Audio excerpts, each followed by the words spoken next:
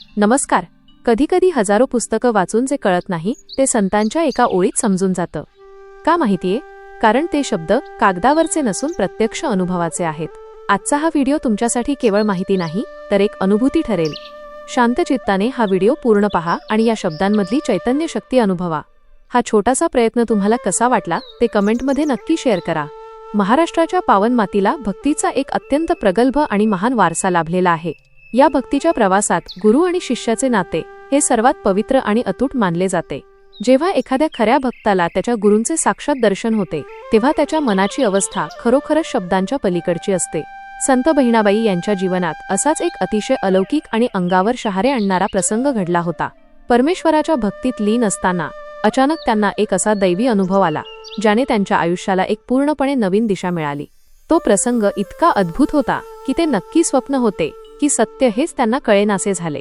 अंतःकरणात आनंदाच्या लहरी उसळल्या आणि एका महान काव्य प्रवासाचा जन्म झाला. गुरूंच्या कृपेचा हाच रोमांचकारी अनुभव आणि बहिणाबाईंच्या मनातील तो अपार आनंद आज आपण त्यांच्याच शब्दांत अनुभवणार आहोत. चला तर मग एका वेगळ्याच भक्तिमय विश्वात घेऊन जाणारी संत बहिणाबाईंची ही अत्यंत हृदयस्पर्शी आणि चैतन्यमयी रचना आपण ऐकूया आणि जाणून घेऊया या अभंगाचा भावार्थ, विश्लेषण, सामाजिक संदेश व वास्तविक जीवनातील उदाहरणासह. पहिला चरण. टाळ्या चिपोळ्यांचा ध्वनी ऐकता आनंद हा चित्ता सामावेना. भावार्थ, विश्लेषण. श्रोते हो, बहिणाबाई आपल्याला त्यांच्या अनुभवाची सुरुवात सांगताना म्हणतात की त्यांच्या कानांवर अचानक टाळ आणि चिपळ्यांचा एक अतिशय मंजूळ आणि दैवी नाद पडू लागला. हा नाद साधासुधा नव्हता तर त्यात साक्षात पांडुरंगाच्या भक्तीची ओढ आणि एक अलौकिक लय होती. हा भक्तीचा गजर कानावर पडताच त्यांच्या अंतःकरणात असा काही आनंदाचा महासागर उसळला की तो प्रचंड आनंद त्यांच्या मनामध्ये मावेनासा झाला. जसे एखादे लहान भांडे धबधब्याखाली ठेवल्यावर ते पाण्याने ओसंडून वाहते, अगदी तशीच अवस्था बहिणाबाईंच्या मनाची झाली होती. त्यांच्या संपूर्ण अस्तित्वात एक वेगळीच सकारात्मक ऊर्जा आणि परमोच्च भक्तीचा आनंद भरून राहिला होता. त्यांचे संपूर्ण चित्त या नादात पूर्णपणे दंग होऊन गेले होते. सामाजिक संदेश. या ओळींमधून आपल्याला सामूहिक एकतेचा आणि सकारात्मक ऊर्जेचा खूप मोठा संदेश मिळतो. जेव्हा समाज एकत्र येतो, एकाच लयीत आणि एकाच ध्येयाने काम करतो, तेव्हा त्यातून निर्माण होणारा आनंद आणि ऊर्जा ही कोणत्याही भौतिक सुखापेक्षा खूप मोठी असते. आजच्या काळात आपण सर्वजण स्वतःच्या कोशात जगत आहोत, पण जेव्हा आपण समाजाशी जोडले जातो आणि सर्वांसोबत मिळून एखादे विधायक काम करतो तेव्हा खरा आणि न संपणारा आनंद मिळतो. वास्तविक जीवनातील उदाहरण. आपल्या महाराष्ट्रातील अनेक दुष्काळग्रस्त गावांचे उदाहरण आपण पाहू शकतो. जेव्हा एखाद्या गावात पाणीटंचाई असते आणि सरकारची वाट न पाहता संपूर्ण गाव एकत्र येते. लहान मुले, तरुण, वृद्ध आणि महिला सर्वजण हातात खोरे आणि टिकाव घेऊन श्रमदान करण्यासाठी नदीवर किंवा ओढ्यावर जातात. तिथे काम करताना कुणीतरी प्रेरणादायी गाणी म्हणतो. टाळ्यांच्या तालावर लोकांची एकच लय तयार होते. त्या सामूहिक कष्टांमधून जेव्हा गावात पहिला पाऊस पडून बंधारा भरतो तेव्हा संपूर्ण गावाला जो आनंद होतो तो आनंद पैशाने विकत घेता येत नाही. तोच आनंद संत बहिणाबाई टाळ्या आणि चिपोळ्यांच्या आवाजातून सांगत आहेत. हाच तो सामूहिक एकतेचा आणि श्रमाचा आनंद आहे जो चित्तात मावत नाही. दुसरा चरण. लावियेले नेत्र निद्रेंत जागृती. तुकाराम मूर्ती देखियेली. भावार्थ, विश्लेषण. यापुढील अवस्था सांगताना बहिणाबाई आपल्याला त्यांच्या अंतर्मनाच्या प्रवासात घेऊन जातात. त्या म्हणतात की त्यांचे डोळे मिटलेले होते.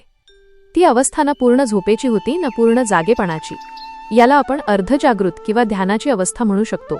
आणि याच निवांत, अत्यंत शांत क्षणी त्यांच्या मिटलेल्या डोळ्यांसमोर एक अत्यंत तेजस्वी आणि सात्विक रूप प्रकट झाले. ते रूप दुसरे तिसरे कोणाचे नसून साक्षात संत तुकाराम महाराजांचे होते, ज्या संताला त्यांनी कधी प्रत्यक्ष पाहिले नव्हते, ज्यांच्या महान अभंगांची आणि कीर्तीची फक्त चर्चा ऐकली होती. ते साक्षात तुकोबाराय आज बहिणाबाईंच्या अंतर्मनात मूर्तिमंत उभे होते. हा क्षण बहिणाबाईंच्या आयुष्यातील सर्वात मोठा आणि भाग्याचा क्षण ठरला. सामाजिक संदेश. डोळे मिटलेले असतानाही मनात एक स्पष्ट जाणीव असणे म्हणजेच खरी जागृती होय. समाजात वावरताना आपल्यासमोर अनेक आदर्श असतात, पण ते आदर्श केवळ नावापुरते न राहता ते आपल्या विचारात आणि कृतीत झळकायला हवेत. समाजातील अंधारात किंवा कठीण प्रसंगातही आपल्या ध्येयाची आणि आदर्शांची स्पष्ट प्रतिमा आपल्याला मार्ग दाखवत असते. संकटाच्या वेळी आपले आदर्श डोळ्यांसमोर उभे राहणे हीच खरी सामाजिक जागृती आहे. वास्तविक जीवनातील उदाहरण. एखाद्या अत्यंत गरीब आणि झोपडपट्टीत वाढणाऱ्या विद्यार्थ्याचे उदाहरण घ्या. त्याच्या आजूबाजूला शिक्षणाचे कोणतेही वातावरण नसते, अनेक अडचणी असतात, गरिबीचा अंधार असतो. पण जेव्हा तो विद्यार्थी डोळे मिटतो तेव्हा त्याला डॉक्टर बाबासाहेब आंबेडकर किंवा डॉक्टर APJ अब्दुल कलाम यांचे विचार आणि त्यांची प्रतिमा स्पष्ट दिसते. तो विद्यार्थी उपाशीपोटी झोपला तरी त्याच्या मनातील शिक्षणाची आणि समाजासाठी काहीतरी करण्याची ज्योत जागृत असते.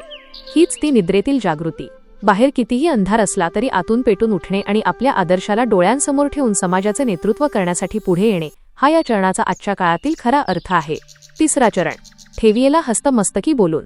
दिधले वरदान कवित्वाचे भावार्थ विश्लेषण. हा प्रसंग सांगताना बहिणाबाई अक्षरशः भारावून जातात. त्या श्रोत्यांना सांगतात की साक्षात तुकाराम महाराजांनी अत्यंत मायेने आणि वात्सल्याने त्यांच्या डोक्यावर आपला कृपाशीर्वाद देणारा हात ठेवला. त्यांनी नुसता हात ठेवला नाही, तर त्यांनी बहिणाबाईंशी प्रत्यक्ष संवाद साधला आणि त्यांना अभंग रचण्याचे म्हणजेच कवित्वाचे महान वरदान दिले. रसिकहो, विचार करा, साक्षात वैकुंठाचा धनी ज्यांच्या पाठीशी उभा आहे अशा तुकोबारायांनी स्वतः बहिणाबाईंना अभंग लिहिण्याची ताकद आणि वैचारिक अधिकार दिला. हा नुसता आशीर्वाद नव्हता, तर पारमार्थिक मार्गावर चालण्यासाठी आणि समाज प्रबोधनासाठी दिलेली एक फार मोठी ऊर्जा होती. या एका दैवी स्पर्शाने बहिणाबाईंचे जीवन पूर्णपणे उजळून निघाले. सामाजिक संदेश, ज्ञानाचे आणि अनुभवाचे हस्तांतरण हा या चरणाचा मुख्य गाभा आहे.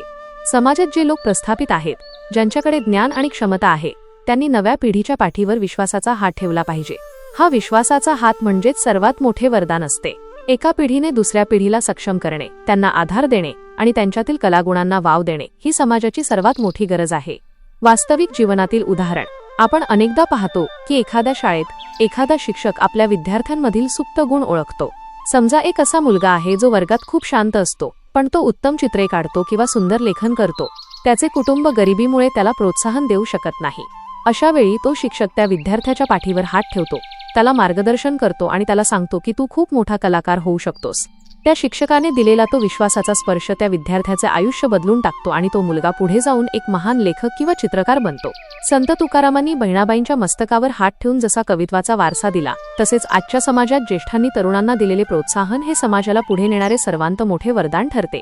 चौथा चरण, बहिणी म्हणे नेडे स्वप्न की जागृती. इंद्रियांच्या वृत्ती ओसरल्या. भावार्थ विश्लेषण. या अभंगाच्या अगदी शेवटी बहिणाबाई त्यांची स्वतःची समाधी अवस्था आपल्यासमोर व्यक्त करतात. त्या म्हणतात की हा जो सर्व प्रसंग आता घडला तो नक्की मी झोपेत पाहिलेले एखादे सुंदर स्वप्न होते की मी खरोखरच जागी होते, याचा मला आता अजिबात उलगडा होत नाहीये. या दैवी स्पर्शामुळे आणि तुकोबारायांच्या दर्शनामुळे त्यांच्या सर्व शारीरिक आणि मानसिक जाणीवा जणू काही कायमच्या हरपून गेल्या आहेत.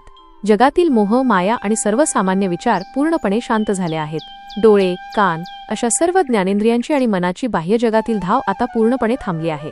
त्यांचे मन फक्त एकाच जागी स्थिर झाले आहे, ते म्हणजे तुकाराम महाराजांच्या चरणांपाशी. ही एक अशी अवस्था आहे जिथे देहभान पूर्णपणे विसरून आत्मा फक्त परमात्म्याशी एकरूप झाला आहे.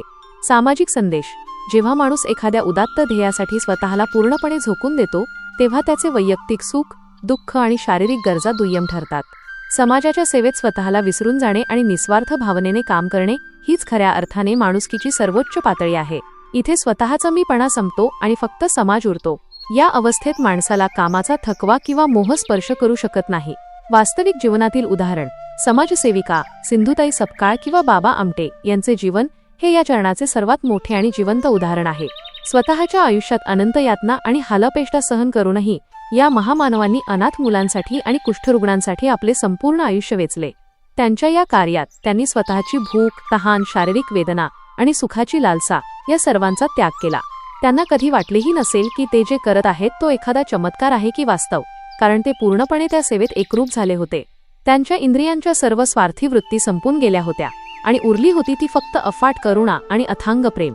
हेच ते स्वतःला विसरून समाजासाठी समर्पित होणे आहे. युवा पिढीसाठी अभंगाचा संदेश. माझ्या तरुण मित्रांनो आणि मैत्रिणींनो, आजच्या काळात हा अभंग आपल्या सर्वांसाठी एक खूप मोठा आणि महत्त्वाचा संदेश घेऊन आला आहे. आजची आपली युवा पिढी मोबाईल, इंटरनेट आणि सततच्या धावपळीत प्रचंड व्यस्त आहे. आपल्या कानांवर नेहमी वेगवेगळ्या गॅजेट्सचे आणि बाहेरच्या गोंधळाचे आवाज पडत असतात.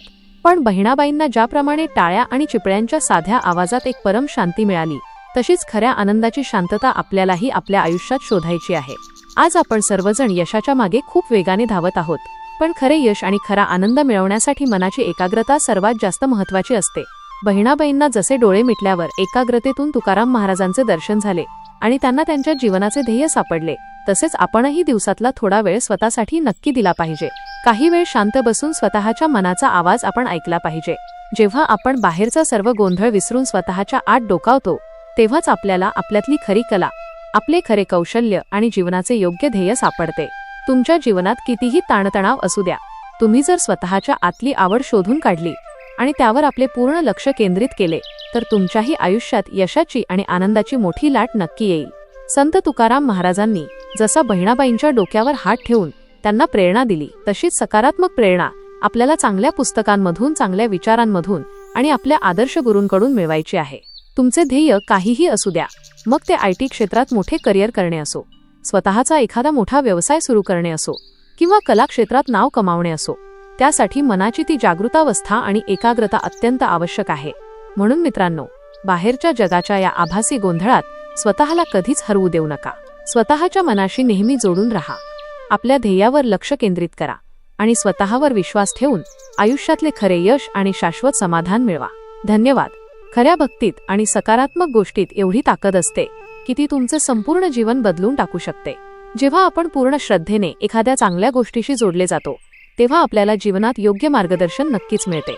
डोळे मिटले की समोर पांडुरंग दिसावा आणि डोळे उघडले की माणसात देव दिसावा, हीच संतांची पुण्याई. भावार्थ संतवाणीच्या या परिवारात सामील झाल्याबद्दल आभार. तुमचं प्रेम असं होतं की वाटतं हा विचार जगाच्या कोपऱ्यात पोहोचावा. कमेंटमध्ये विठ्ठल नामस्मरण करायला विसरू नका. पुंडलिक वरदा हरी विठ्ठल. श्री ज्ञानदेव तुकाराम पंढरीनाथ महाराज की जय.